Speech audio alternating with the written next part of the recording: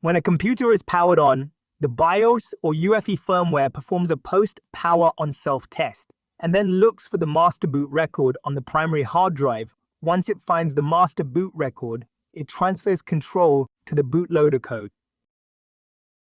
The bootloader then reads the partition table, which is located in the master boot record, to determine which partition contains the operating system. It then loads the boot sector of that partition and passes control to the operating system's bootloader.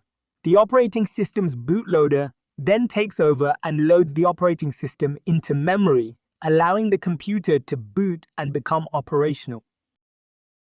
There are several different types of master boot record bootloaders, including the standard BIOS bootloader and the newer UEFI bootloader. The BIOS bootloader is the traditional method for booting a computer and is compatible with older systems. However, UEFI bootloaders are becoming more common as they offer improved security and support for larger hard drives. In summary, the MBR bootloader is a crucial component in the boot process of a computer.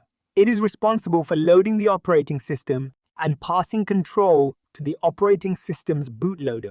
The MBR bootloader can be either the standard BIOS bootloader or the newer UEFI bootloader.